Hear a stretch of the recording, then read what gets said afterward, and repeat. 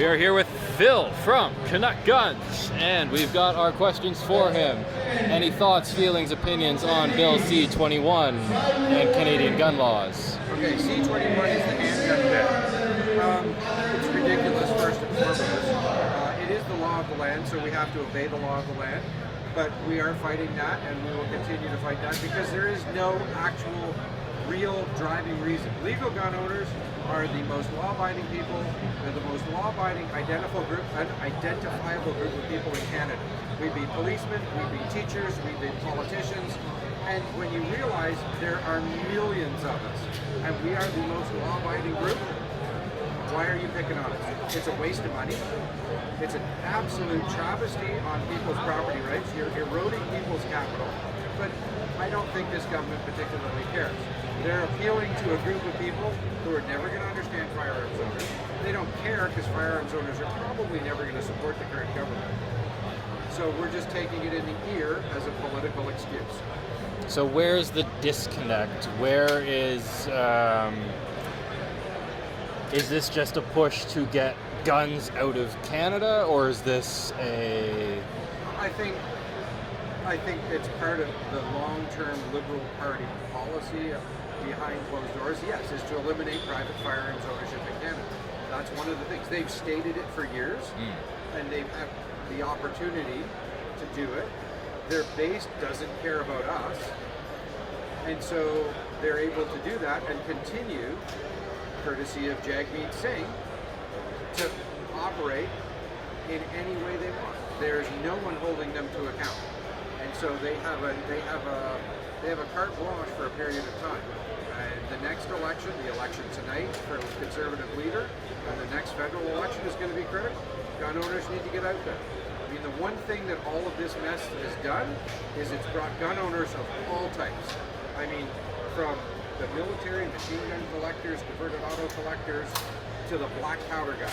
They all now know one another. They used to be, everybody was an individual. Well, now we're a collection of individuals. Everyone still has their individual interests, but now we all support one another. And that's what we need to do. We need to continue to maintain that focus. We need to understand our neighbor. We need to realize that what they do is legit, and we need to support every one of us needs to support each other.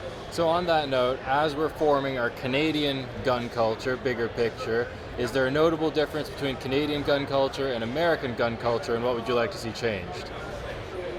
I think there's probably less of a difference when you talk to the people than there is in appearance, because U.S. gun culture is founded heavily around the Second Amendment, and they have always had, they've always had open carry, concealed carry, and they've continued to maintain that right. Whereas in Canada, we lost that, and so you've got a divergence of fundamental rights under the law. So that leads to a different type of Canadian gun owner.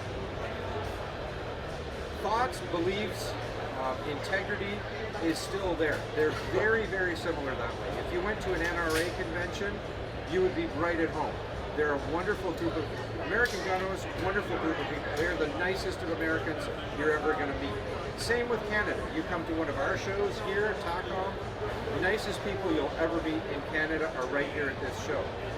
So a lot of the fundamental beliefs, the morals, the ethics, how that drives us, how we educate our kids, how we teach them values, how we teach them respect, how we look up to our veterans, that's very common between Americans and Canadians.